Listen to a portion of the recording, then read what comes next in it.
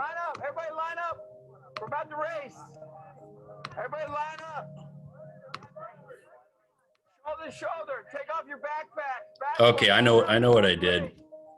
That's why I needed to try this. So let me go back and pull that down. Want to go back and try it all again? This race. Hey, line up. All right, hold on. Let's do this.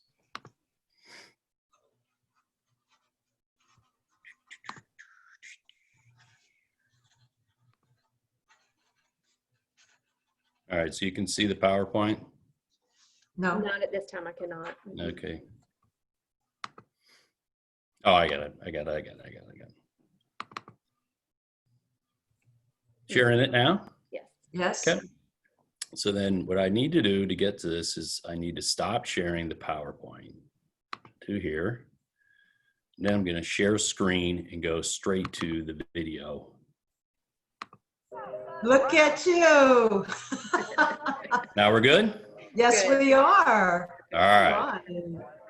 Also, too, when I do your introduction, just going off of our conversation that we had yesterday, I am going to ask for those who would like to actively participate to raise their hands, and then I'll move them over, Ed, so that towards the end of your presentation, it can be truly interactive with those individuals who volunteer. Okay, so that's for the actual verbal participation at the end, but during the regular presentation, they can still talk in the chat, right? Yes, correct. Okay. Yes. Mm-hmm. So the key is just leave some bit of time at the end if somebody else has anything they want to bring out as a question or a comment. Yes. Okay.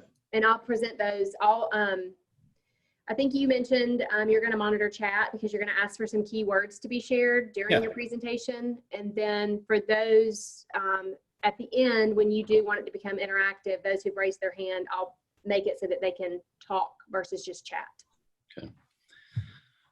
So do you need me to give up sharing screen and so forth because you're going to do that sponsor thing beforehand? Yes. And all right, so I'll stop sharing.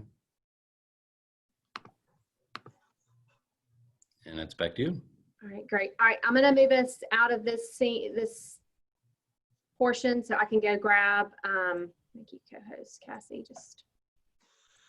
then I'm going to go grab our sponsor.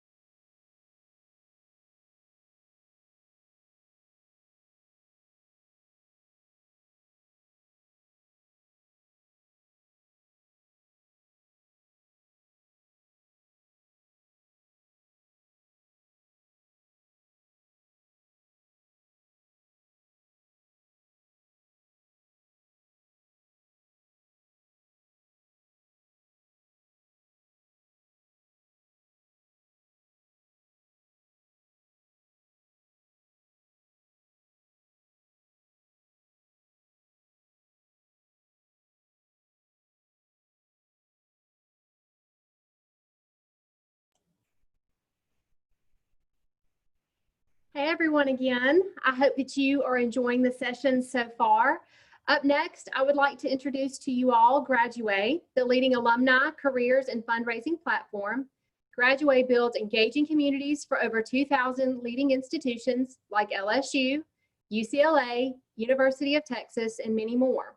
I'd like to welcome Dan Hillier from Graduway team, along with Amanda and Brooke with TCU, who will be sharing their own experience with Graduway and the ways the Hogged Frogs Connect platform has facilitated their engagement and career success, while driving partnerships with schools and departments across campus. Dan, I will turn it over to you at this point. Thanks so much, Danielle. We're so excited to be here. Maybe a few of you joined our previous session. We had a demo of the platform. I'm going to go ahead and share my screen. Hopefully everybody will be able to see that. And let's go into present mode. And just as a recap, my name is Dan Hillier. I work at Graduway. I'm decided to spend the 10 minutes letting you guys hear from a much more interesting and engaging group of folks, Amanda and Brooke from TCU, who are going to talk a little bit about how they've built their Graduway platform and the ways that they're leveraging it. Just a quick overview, if you missed our previous session of what Graduway is, we work in sort of 4 different pillars: enrollment, career development, engagement, and advancement. Our 4 products are Grad Enroll, Grad Careers, Grad Engage, and Grad Advance, focusing mostly today on the Grad Careers and Grad Engage products, which are really strong mentoring, career-based platforms, as well as alumni engagement, directory events, supporting regional groups and chapters, affinity groups. So with that, I'm going to turn it over to Amanda and Brooke, who are going to talk a little bit about their Horned Frogs Connect platform. Thanks so much, Daniel. Appreciate it. Hi, this is Amanda Stallings. I am the Associate Vice Chancellor here at TCU. I just wanted to go over our process and how we got started. Back in 2016 is when we obtained the Graduway platform, and we have named it Horned Frogs Connect. We're all about frogs helping frogs. And so in this space in 2016, it was the initial dip your toe into the platform. Once Brooke and I came into the picture in 2018, we recognized that this was an area that we really needed to water our garden. And so from that point, we utilized the updates that Graduway had put in place and planned a large relaunch in 2020. Well, with the pandemic, as you can imagine, that escalated that process very quickly, and it allowed us to be able to really launch this platform in a way that was attractive to all of our alumni. Within the first day, we had over 5,500 alums join the platform. We have leveraged that platform in a variety of ways. Daniel, if you'll move to the next slide. In our space on this network, we have launched our events. We have launched career opportunities. We've launched a variety of topics. Here, we've been able to attract new audiences. Many have said this is the first time they've engaged with alumni at all during this process, which is very exciting. Secondarily, we are able to have a broader reach of our events and our event programming. That has allowed us to reach our international alumni on different coasts, because not only do we showcase our events, we also leave them recorded in the resource section of the platform, which has been incredibly helpful. Next slide. Here how we took our events virtual. One thing that TCU has decided to do is advertise our events within the platform, which forces our alumni not only to register for the event, but to register for the platform to access the event. We have found great success in utilizing that platform. It's given that exclusive registration opportunity. Again, it allows us to have that global audience. We're providing a variety of options, whether that's entertainment or our book club, which I know many schools have been successful with. Our book club started over a year ago, and we were very grateful to have that jump start into this space, but it allowed us to continue to grow that market within the book club. We're providing educational opportunities, discussion opportunities. We newly created our Alumni DEI Committee, which was a direct result of the social and racial unrest in our country.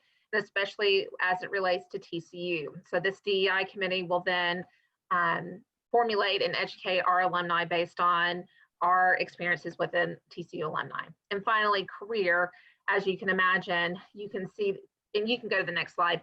Sorry. It allows us to continue to offer that space for those looking for a job.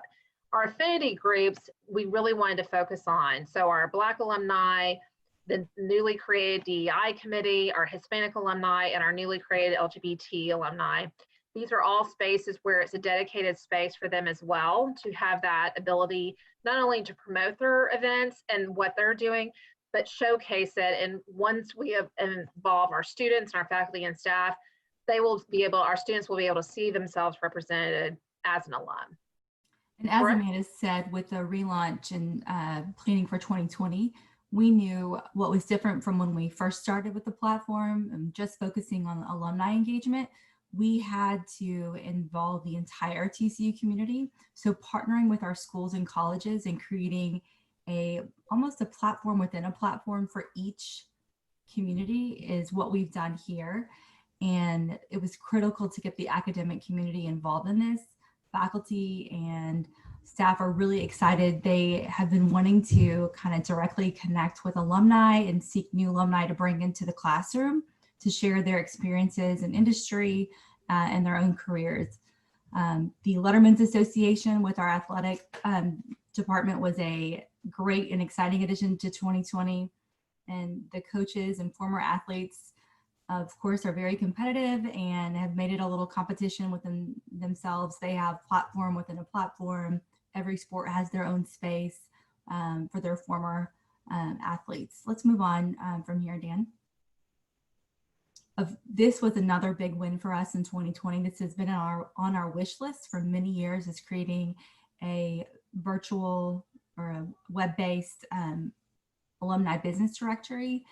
This has been very successful in putting our alumni business owners directly in front of other frogs who want to support other frogs, and really highlighting minority-owned businesses, alumni-owned businesses, not just here in the Dallas-Fort Worth area, but across the country, because we have alumni and clubs all over the country, just like all of you do. And it's really being able to highlight them and their success across the country. Next slide. And to kind of finish things up, as Amanda said, we have over 5,500 users in the platform. And even though the pandemic threw us all a curve, this is a marathon in keeping this platform growing. This is not just a quick, hey, let's turn it on and see how it works. We are in it for the long haul, and we have exciting things planned every month and every quarter with increases of engagement opportunities. I think one of the most exciting things for us as alumni officers is to see that 80% of the users, 80% of the alumni that are on the platform have raised their hand virtually to help others. Whether it's review a resume, talk about their own business experience in their industry, open doors at their place of business, so they are all raising their hand in one way or the other. And so we're very excited that we've partnered with the Career Center. They have a job board with Handshake. It's a very seamless integration with Graduway platform, and we're very excited about those opportunities. And I think that wraps it up. Dan, you want to take it from here? Yeah, thank you guys so much, Amanda and Brooke. I just want to see if there are any questions from the audience for any one of us before we jump off.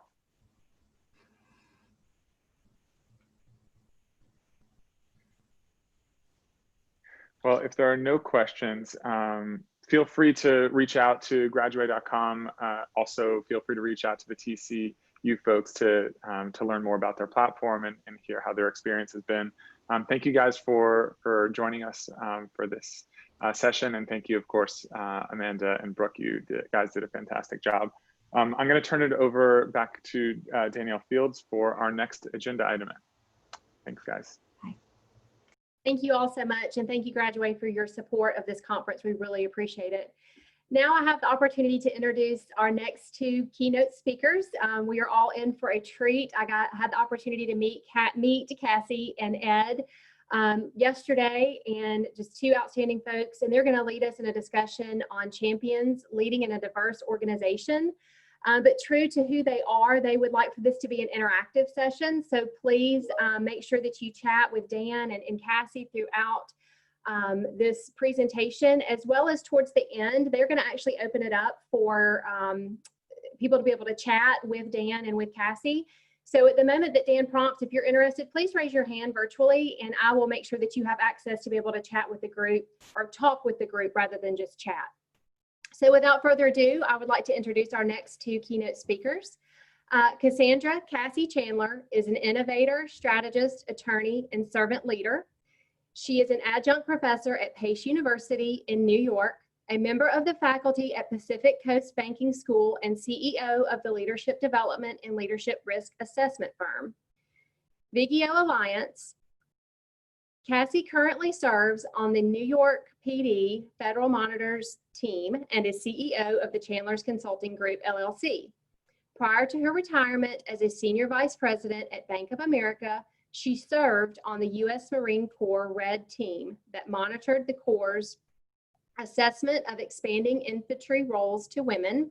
She spent 23 years managing, directing, and leading criminal, terrorism, and foreign intelligence activities for the FBI and was a member of the Senior Executive Service, the Assistant Director of the FBI Academy at the U.S. Marine Corps Base in Quantico, and Section Chief of Criminal and Domestic Terrorism Intelligence.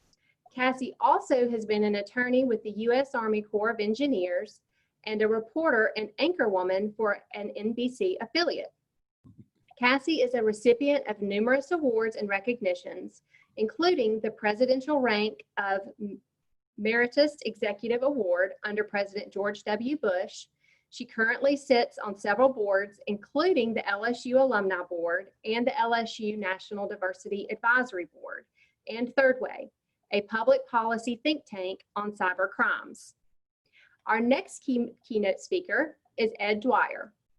Ed Dwyer serves as president and managing partner of Vigio Alliance, LLC. He is an experienced banker with a passion for leadership development.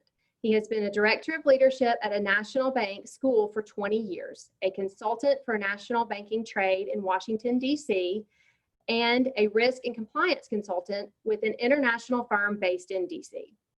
In 2017, Ed retired from U.S. Bank, where he was serving as Senior Vice President and Chief Risk Officer for Community Banking. During his time as CRO, Ed chaired the Risk Committee at the Consumer Bankers Association in Washington, D.C. Ed was director of LeaderSim, a Pacific Coast banking school at the University of Washington in Seattle from 1997 through 2017, while also serving on the board for 11 years. Now living in St. Augustine, Florida, Ed is the chair of the South Beaches Council of the St. Johns County Chamber of Commerce and serves on the board of Make-A-Wish Northeast Florida and St. Augustine Society St. Francis Housing Homeless Center. He is also a faculty member of the Executive Banking School for the Consumer Bankers Association. Thank you both for joining us, and at this point, I would like to turn it over to each of you. Welcome. Thank you. Thank you very much also to Graduway for sponsoring this session, and Danielle for the invite. It's been a pleasure meeting you, dear heart. Thank you for that.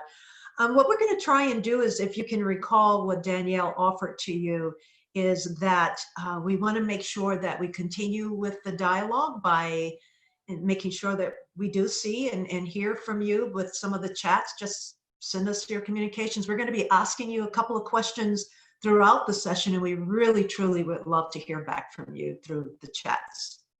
So let's go ahead and get started. I think one of the things that we want to talk about and reflect upon is, why do you think we have so many of the issues and conflicts that we're starting to see across the country and actually globally across the world? And I think when we look at it, it is not necessarily that something new has begun. These are things that have been a part of who we are in existence around the world for hundreds and hundreds of years. And the bottom line, when you think about it, a large percentage of it is about diversity. And that's one of the reasons why we wanted to talk to you today about diversity matters. It matters in so many things. It matters about how we operate within the workforce. It matters how we operate within our communities, at our churches. Diversity matters. And it's so important for us to reflect upon it and to include diversity in the things that we do. So we're going to talk a lot about diversity today, and we're going to take a look at how diversity can become an integral part about your teams and the university and the associations that you're working alongside. All right. So let's just first and foremost take a look at how would you define diversity. Now, of course, this is a definition. I would love to hear from you on chats. Ed and Danielle will be looking at those chats and seeing if you could just give me some buzzwords. How would you personally define diversity? We do have people saying things like, you know, the common definition is the fact of being diverse, is variety, multiformity. One of the things when I first met Ed and I told him how I defined diversity, he laughed because I said, diversity to me is a nice Italian pesto with angel hair pasta and Italian olives and artichokes. And he was looking at me like, what? And when I told him the reason why I define diversity in terms of that mixture of flavors in angel hair pasta, which I absolutely love, it's because diversity is otherwise, when it comes to people, it's so intricately involved in every aspect of my life. I mean, my friends, my relatives, the people I know and share meals with and go places with are of so many different backgrounds, so many different races, so many different religious faiths, that diversity has kind of lost the concept of diversity in that it's just us. It's just life. It's just living. That now for me to find something diverse, it usually means I have to go a little bit outside of just people to take a look at some things that are a little bit differently. Diversity, when I think about it and the way that I live and the people who are a part of my community, it's kind of like it's in my DNA. So Ed and Danielle, did we get any other words about what people find as diversity? What does that mean? Yes, I love it. And do the all panelists and attendees, and we're seeing a number of things pop up.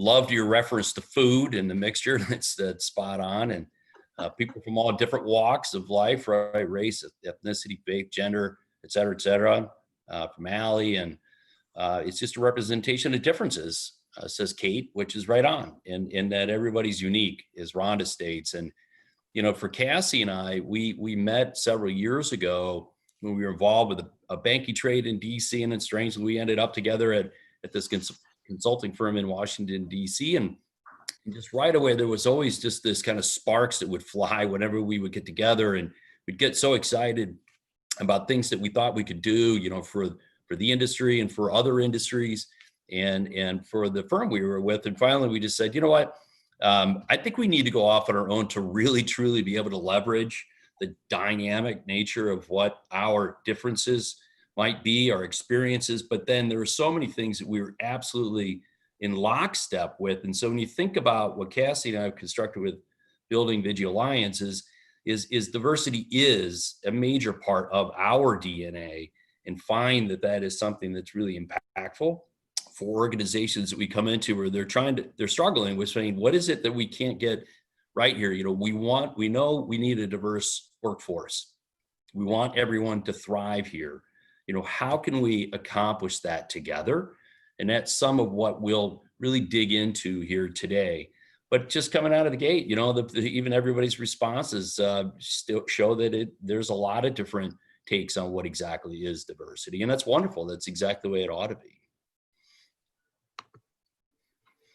You know, when we think about diversity is in the DNA of an organization, something that I always recognize over 30 years of having been a banker and dealing with a lot of different organizations, involved with the banking school, where I was just actually teaching a class last week over Zoom to a bunch of bankers, is this notion that everyone has a story, a personal story, and that everyone has a background that most people couldn't possibly know, right?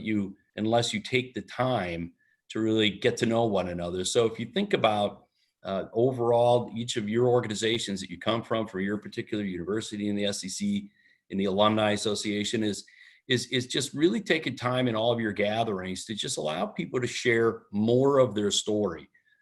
You know, most people can be a little bit kind of shy about maybe some things in their life that they haven't shared, and to really spend some time truly getting to know one another. And I think about it, the organizations where I work for, you know, a large bank, that people would know each other in their business line, but they might not know people elsewhere. Kind of they're stuck in a silo. And I think that happens to a lot of organizations where they get stuck in a silo. They know certain people around them that they see on a regular basis, but they don't know other people horizontally. And just this notion of creating forums in and around your organization, or just thinking about all of the alumni that you have out there and the amazing stories they have to tell, is how that is such a kind of melts the whatever the barriers might be when people get a real chance to be able to share their story. Because, you know, ultimately leadership is a relationship, and the only way to do that is really take the time to share one another's story. And so with that, but yes. well, let me just also add to that as well, Ed. I think one of the things about that aspect of everyone has a story is that when diversity becomes a unique part of your DNA and actually who you are, you know what all those stories end up doing? They end up becoming the things that you accept more readily. I think one person said in the chat, diversity is our uniqueness. You know, everyone is unique. That's what having diversity in your DNA does. It brings that uniqueness together in such a way that you're learning something new, and it's kind of exciting, right? So that's, I mean, I just wanted to reflect, when everybody has a story, that's a part of that DNA that makes life a bit more exciting. So I'm going to show you a brief video here, and I think this really gets to the notion that everybody's story goes back to how they were brought up, right? And typically that means that they had very little to do with how it is that they grew up, right? They brought into this world in a certain surrounding, a certain family situation, and so on, that shapes very much about what our story will be one day. So let me stop share. I'm going to pull up a video for you to all see here now.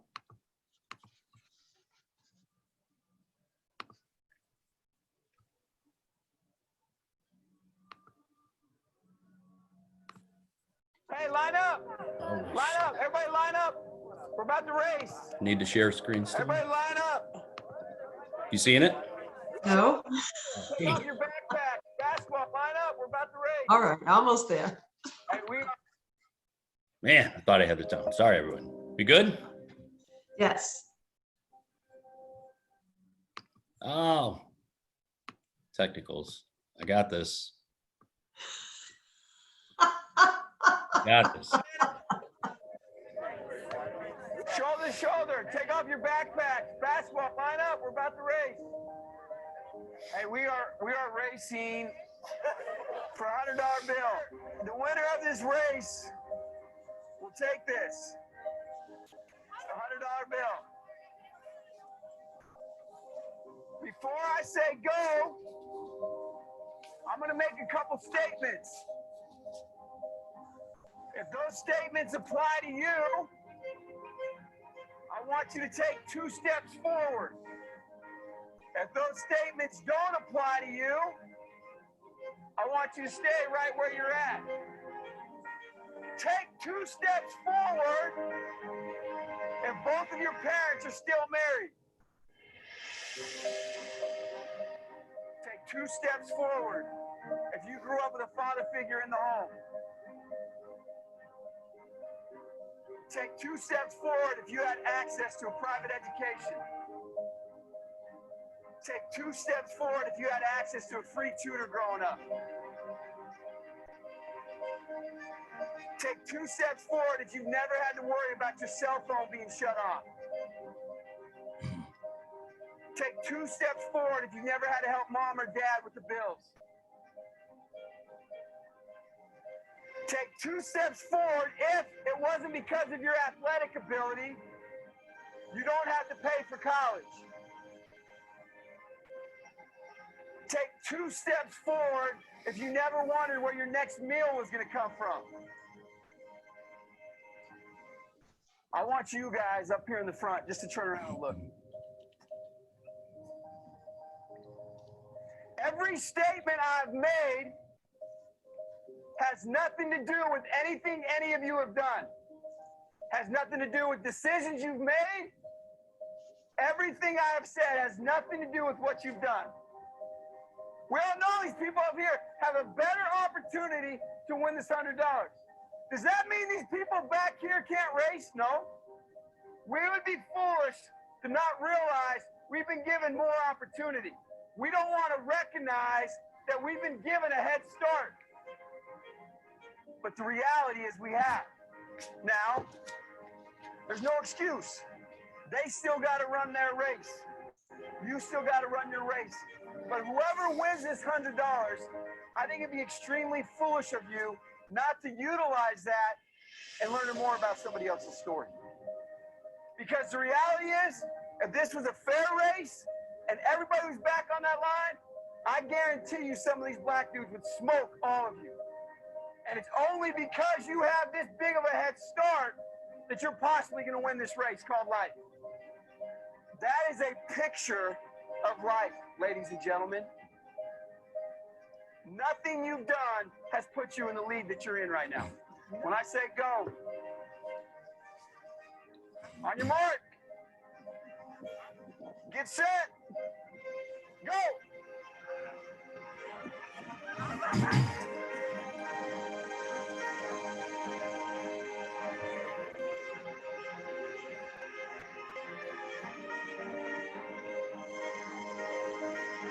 If you didn't learn anything from this activity, you're a fool.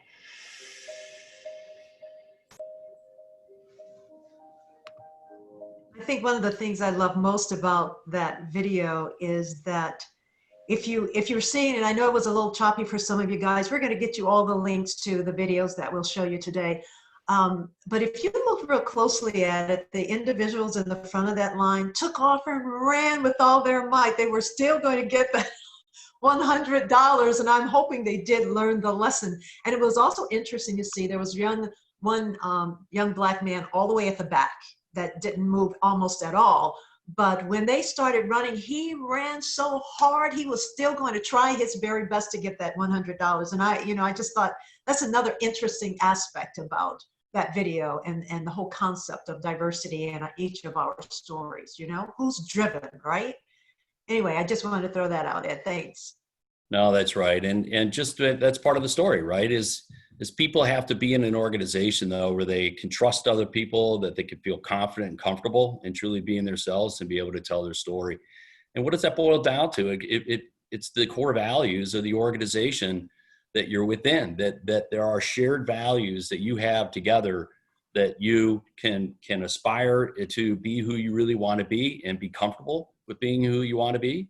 And that the leadership is there to encourage and inspire people to really be themselves, because titles are granted, but it's your behavior is what earns you respect. And when we talk about this culture of organizations and what it takes to truly bring forth people's real best self, it's acknowledging all where they've come from and where they've been, but then know that in the organization where they reside, that they can really thrive and be something extraordinary. So let's pause for a second and think about those core values. Taking a look at what we've thrown here on the page, it says, what are the core values of your organization? I certainly hope you know what those core values are. We've talked to a few folks, haven't we, Ed, where they actually didn't know what the core values of the organization were. But a lot of times we'll see things like this, what are your core values? And they would say teamwork, excellence, integrity, great values. Values are a person's principles and their standards of behavior. Your core values are your judgments about what's important in life, right? So if your organization has core values, what are those core values of the organization, and how does it relate to your personal core values, your passion about the things that are important in your life? Let's hear from you a little bit. What are those core values of the organization, and what are your values as well? And while we're doing that and we're hearing from you in terms of what your core values are and what are the core values of the organization, let's stop for a sec. Is there anyone out there that don't know the core values of your alumni association? Can't remember it? Haven't seen it? just want to throw that out as well, because that's important when we're talking about core values. And if anyone would like to speak up, feel free to unmute yourself and share a few comments. I think this is a really critical part of what we're talking about today. You know what? I just saw someone said that in Kentucky, at University of Kentucky is building, I lost that, building a community, and I thought I saw diversity in there, right? Promoting diversity and inclusion and achieving excellence. That's great. One of the things we seldom see is the word actually diversity in core values. So that was interesting to see that from Kentucky. Texas A&M said excellence, integrity, leadership, loyalty, respect, and selfless service. Very good. Awesome. Awesome stuff. Okay, Ali, I see you. Respect, excellence, integrity, leadership. Is that loyalty, self-service? Are you also at Texas A&M?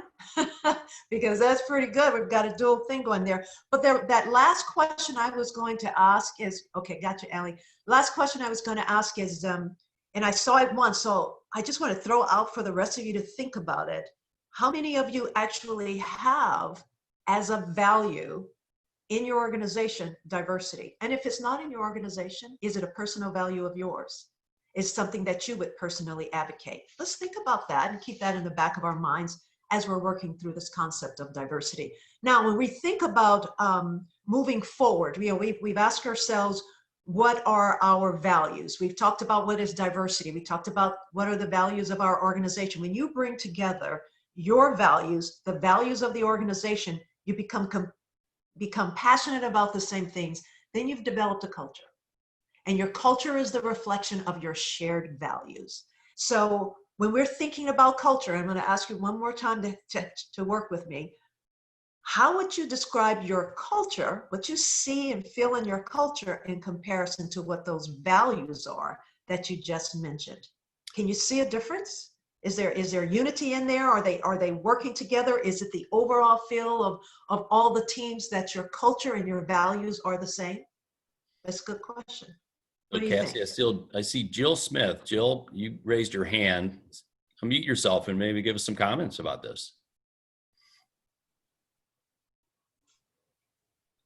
Is she? Okay, I'm unmuted. So I raised my hand on diversity and inclusion, and I just think our organization, especially in the last 10 years, has come so far.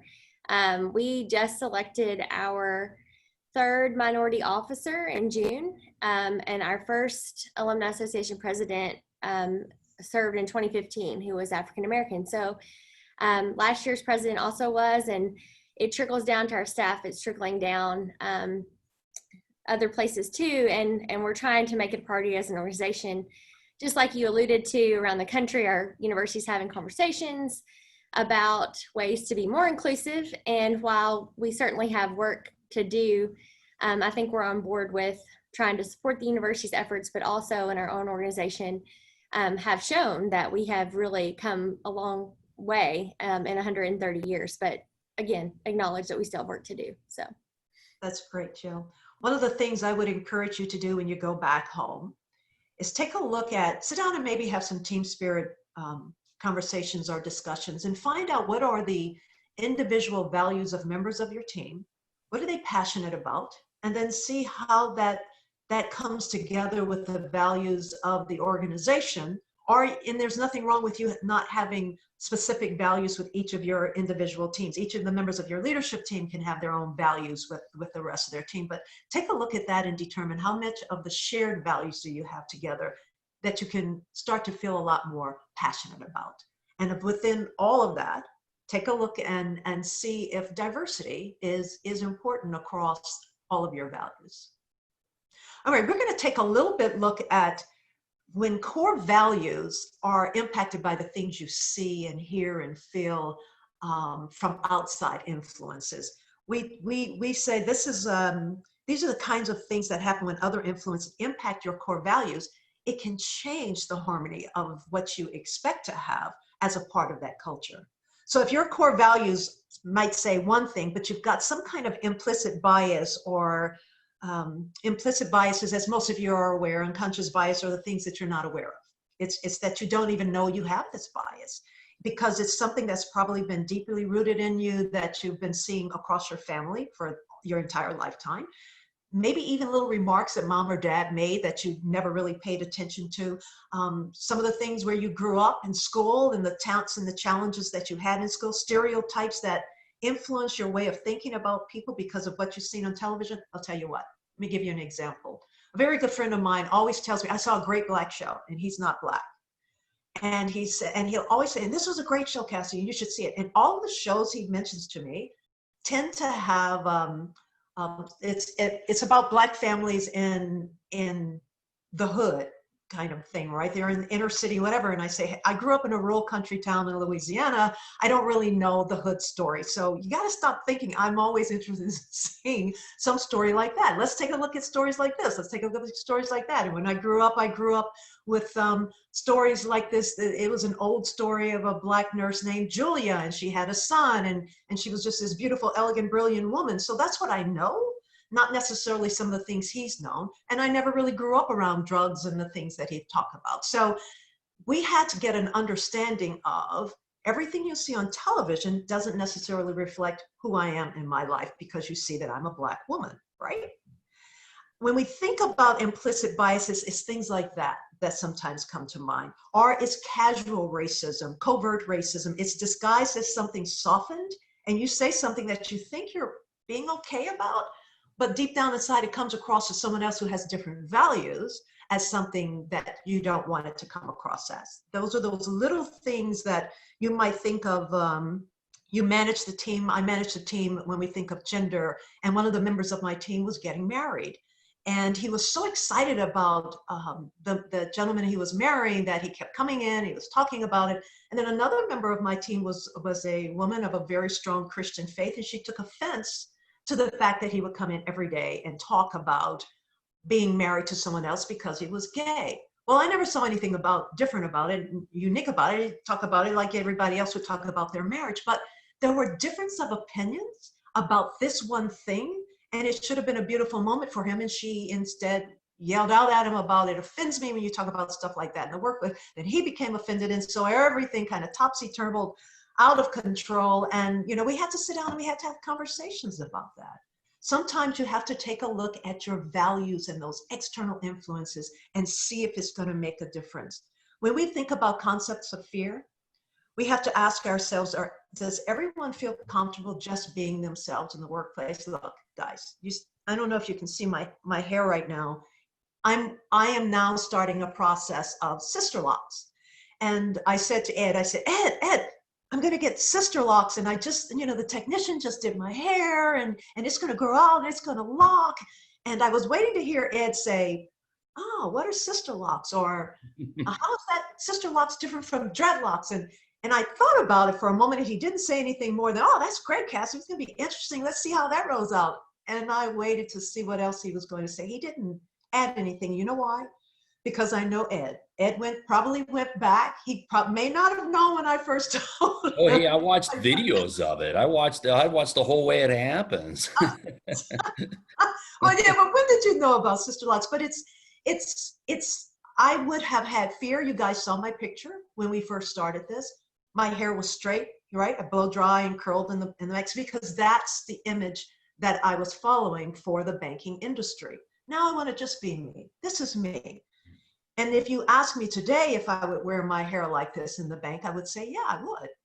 But back then I had a fear. No, I can't really be myself. I can't really wear my hair like that. I'm not sure if others are going to accept me that way. Do you get it? You see what I mean about how those outside influences can cause different types of conflicts with our core values?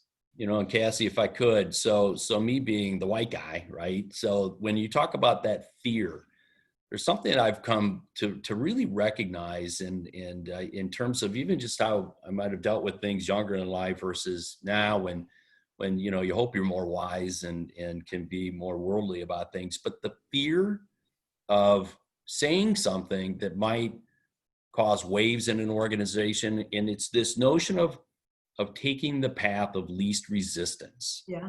Right? Mm-hmm. Don't we all kind of want to do that? Sometimes you see something happen in your organization, you hear something that makes you cringe because you're like, whoa, man, that's really contrary to our core values. It's all that we've been talking about. Then that is not it. The inclination to sit back and just say, well, it's not the right time. We're in a cafeteria. I don't want to make waves. So maybe you hold on to it and you say, well, I'll do something about it later. But then you know what happens. The day goes by and you're like, well, maybe that was just a one-time event. Those are the little things, the cracks in the armor that can really cause an organization to get tripped up. And have that confidence and courage to just pull somebody aside and say, hey, I got to tell you something. That really was just contrary to our shared values. And we need to talk about that. As Cassie said, we need to have a conversation about this. Don't take the path of least resistance. That's how organizations thrive and stay healthy, is when people know they can do that and still do it in a healthy way that ends up, good for everybody. And that's where, for leadership, they've got to create an environment of confidence and trust that you can do that. One of the things that Michael just asked is, do you feel the concept of diversity changes from one generation to the next? Absolutely. And one of the things that we have to really pay close attention to when we're thinking of the concept of diversity is how that relates to the group. And I know a lot of times we focus on the millennials, who I think are perhaps one of the most diverse groups of individuals that we have in this country right now, far more than the boomers, far more than the Gen X. Millennials are just basically diverse. When I take a look at the children that my son played with growing up and all the way through his current adulthood, he's 30 years old right now, they're the mixed bag, right? It's just everything. And they're very comfortable about approaching each other regardless. Millennials are the best thing I think that's ever happened to the world. Thank goodness for them. I don't know what we gave them that moved them in that direction, but we must have done something right. But when you look back at boomers, I'm with the boomers. I'm towards the end of the boomer generation. And we have a tendency to have been grown up under certain kind of perspectives of what is America, and this is what you do, and you fight hard and try and get through it. And we closed our eyes somewhat to some of the ugliness of the things we saw, because we kept having that faith that things would still get right. It still would get right. I think what we're seeing today in society is that it didn't get right because we didn't speak up and we didn't fight against it. But there are differences in terms of what is the concept of diversity from each and every one of those groups. And what would be great? Find out what their values are, reflect upon that, and then learn and grow from what other members of your team think about it, right? So when I think about diverse communities and we talk about everybody has a story, here are some of the things we feel that are useful for you to consider growing within yourself, some self-reflection, and walking towards and building certain ingredients of a diverse culture. If you provide respect to others, compassion, and when I also say compassion and kindness, and you look at others with empathy, when you can see and understand what they must be going through, when you understand their story, then you're able to have the right ingredients for a diverse culture, and it builds and it grows upon itself. If you embrace these ingredients, you will learn to practice it.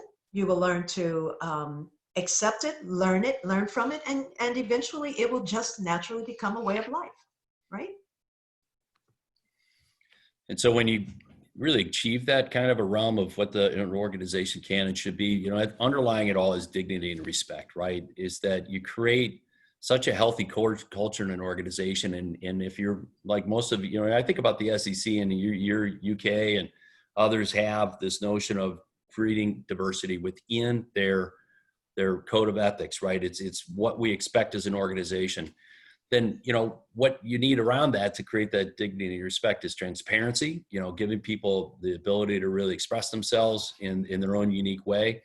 But the one word on here, and Cassie had come up with this at one point, I found bonds, I thought was a really interesting concept.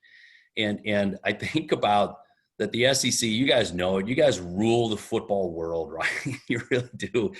The Alabama and LSU. And, I'm an Ohio guy, by the way. So Joe Burrow comes from Ohio State, can't break into the starting lineup, goes to LSU and wins the Heisman Trophy, wins the national championship. And then I was also from the Cincinnati area, so now he's going to be the Bengals quarterback. So we hope that he's going to resurrect what was really a fading franchise.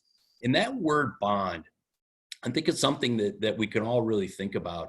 And you wonder, how is it that Alabama and LSU and Auburn and so many of the schools can be perennially so good, Kentucky basketball. And it's because the leadership, the coach, the coaching staff creates such a bond, right, amongst the athletes that's like family, even stronger than family. And sometimes, you hear athletes talk about, loving their brother and just being able to truly be this amazing success for one another, the notion of team over individual. And I really think that there's a lot that we can learn in all aspects of your organizations that can create similar bonds. Why is that only potentially left to the athletes and whatnot? And I played Division I soccer up in Michigan. And I tell you, to this day, 30 years later, some of my best friends are people that I played soccer with back, many, many years ago. When we went to World Cup games around the world, we've went to South Africa, went to Brazil, all from the bond that I got from these athletes that I went to school with. And I thought whenever I created a team in banking or I was on a board, is to create that bond, to really get people to understand and really have dignity and respect for one another. It's a powerful concept. It's not just telling your story anymore, right? It's remaking your story together and excelling in an organization. And I think this is a way, if you could really create a great dynamic and diverse organization and you bring forth that atmosphere of creating a bond with one another, boy, I tell you, there is no stopping through where you're going to go. And from that comes amazing empathy for one another. When you truly do get to know someone, you know them from their early story, their challenges over life, the struggles they've had. Everybody's gone through various, really deep-seated struggles sometimes. And, when you feel comfortable and able to articulate those and people are able to relate to you and your feelings about those things, that's where you really open up an incredibly dynamic and diverse organization. And just add these points here too. When I believe in somebody, that team bond environment, everyone has empathy for each other.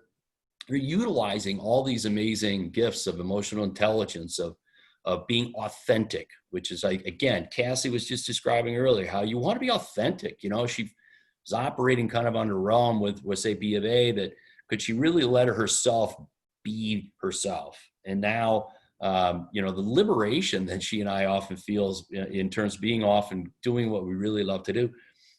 It's being authentic. And then from that comes, all the blessings that would come your way. And so think about these things around how it really starts to just flourish throughout an organization. Okay, so now we're going to move things a little faster because we only have a few minutes left, guys, and we wanted to really talk and hear a little bit more from you. So we have this page called Champions Matter, and this is where we want to start having courageous conversations. When we know that diversity matters, we've talked about that. We must also realize that one of the problems we're having right now in the country is because champions for some time didn't speak up when they saw diversity mattered and they didn't follow through on some things, or they saw someone who did not feel authentic, or they heard from it and they did not follow up on things. So when we're talking about Champions Matter, it is because champions have to be the people who are willing to stand against, willing to take a courageous step forward, willing to fight against injustice, prohibit things that are damaging to diversity, and they're usually going to be the people who are going to be placing themselves in an uncomfortable situation. So let's go ahead and move forward rather quickly. And since we're running out of some time, I want to have this courageous conversation by just starting first and saying to you what I remembered first about the incidents we've seen in the last few months. I'm going to put my glasses on and read this. Do you remember the Ahmaud Arbery situation when the young black man was shot when he was running? Anybody, do you guys remember that? We don't have the video, but it was a young black man, he'd just gotten out of high school, and he was jogging in the neighborhood when it went into one of the houses just being built, take a look around, and he continues to jog. Well, then a group of individuals followed him and tracked him and followed him, and they said that they thought that he may have been breaking into the house, and there was a struggle and he was shot. Okay, so 2 months later, the world saw the video, and it was very upsetting to me because I have my son that I just mentioned, who's 30 years old, runs every morning. He jogs every day. So I was devastated by it. It was like, oh my gosh, right? And I live in a neighborhood that was something like that. New houses being constructed, my son running the neighborhood. Suppose somebody would have done something like that with him. So I sent Ed an email, and my heart was broken. And I told him that I had been weeping and angry most of the day about this story. I said, Ed, because my son jogs every morning, I could not help but reflect upon how this could have been him, and he's just a great kid out for a jog. And then I told him, as my friend and my partner, I want you to know what is in my heart today. Seeing this story, recounting so many other similar stories, fills me with anger and frustration and depression of being Black in America. I have seen this hatred and bigotry and racism my entire life, and I am tired of it, Ed. Now, this is, you know, he wakes up in the morning, Cassie's going, ah! I ended up saying to him that I was tired of feeling the heartless actions of others, that I had no worth. I'm tired of feeling that because I'm Black, I'm without humanity, and that beating, shooting, and killing people like me is justified. So then I mentioned to him at the end, I said, stand, Ed. Encourage those you know, your sons, your family, to love and stand against complacency and to stand for justice. And then I ended it by saying, my heart is broken. Now, I read these things to you guys because I want you to know I was stirred up. Black woman, furious. I could see my son here.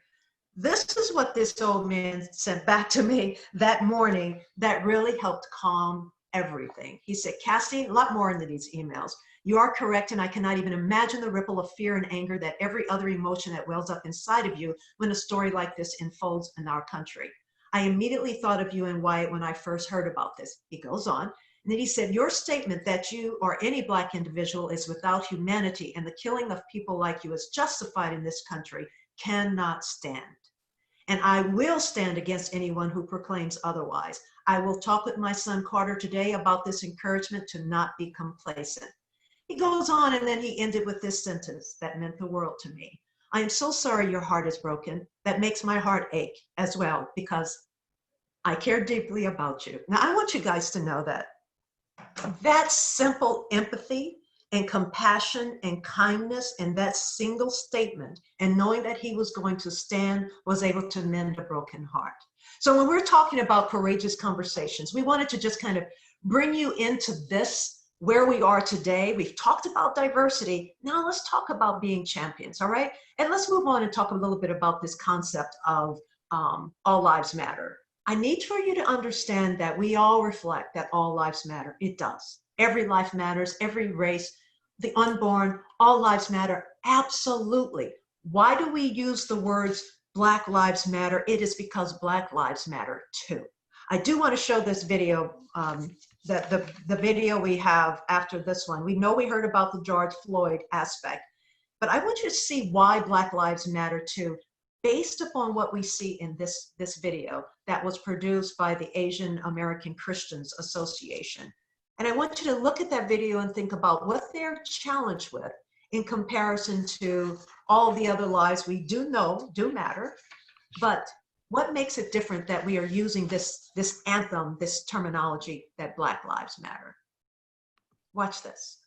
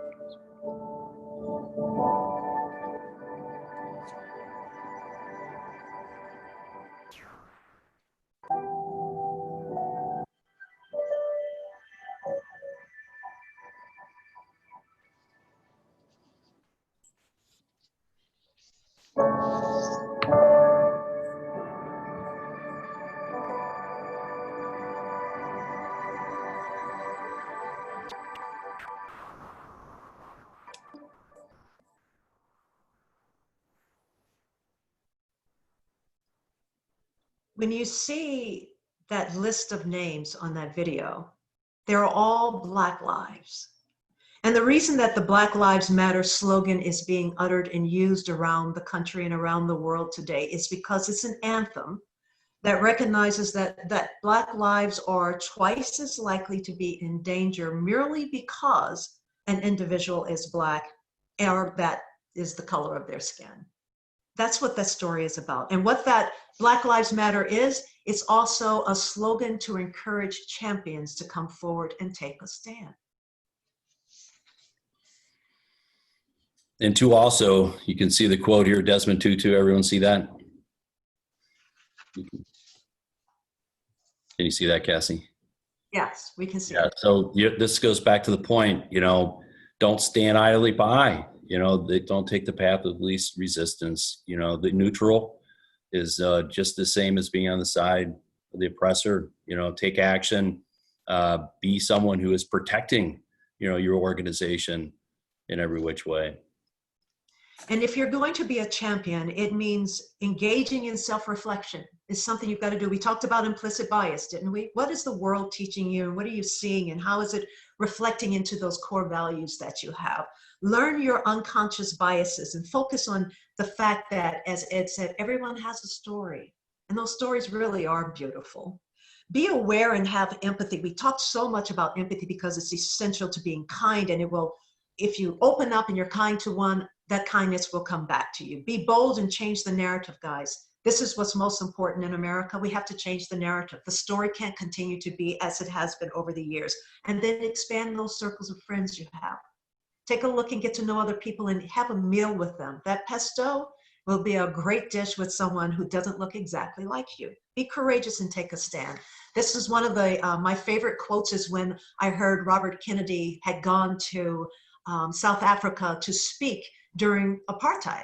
And he said, each time a man stands up for an idea or acts to improve the lot of others or strikes out against injustice, he sends forth a tiny ripple of hope. And crossing each other from a million different centers of energy and daring, those ripples build a current which can sweep down the mightiest walls of oppression and resistance. We ask you, Ed and I, that you be champions, push back against the cynics and be that tiny ripple of hope so that, in the words of the Beatles, it can be, it's going to be a revolution. And that is, I think, where we are today. Diversity is becoming a revolution. Well, Danielle, we're at our time. And Ed, right on cue, and Cassie, let me just say on behalf of all of us at AppSec, thank you so very much for such a compelling presentation. I'm taking copious notes, and I'm very excited because I'm actually been appointed to a university task force here at Auburn University to address racial and social injustice issues that have been brought forth at our university. And so you've given me extra food for thought. And we so very much value this perspective, and it really does help all of us in our profession be champions for all of our alumni, no matter what. So you hit the nail on the head. Very good job, both of you. And I do think we have your contact information. So if it's okay with you, and if you're open to this, I know not everybody had a chance to probably digest and ask questions, but if you're open to that, I would really appreciate that opportunity. Gretchen, we would very much appreciate it. We apologize because we had several videos within this presentation. I still would encourage the members to see. They were excellent videos. I'm sorry we talked too long, but if you could please still disseminate those videos to them, I think that they would really enjoy the story that comes from the videos that are still linked inside. yeah, they're all embedded in the deck. So share away. Absolutely. And Ed, you have a wonderful person to work with and a great partner. And I love her laugh. Isn't that wonderful? As a person who loves to laugh. Michael said, and I laughed because I was watching the chats and Ed couldn't get the video rolling, and Michael said, "You got this, Ed." You got to cheer everybody on. Absolutely. Well, listen, thank y'all very, very much. And we Thanks, will be guys. It was a with you. pleasure. And this closes out our first day. So we ended it on a great note. And I really appreciate everybody's participation. We're going to roll into, I think, executive directors panel real quickly, but join us everybody tomorrow. We kick off at 1 o'clock. And so enjoy your afternoon and War Eagle, everybody. I love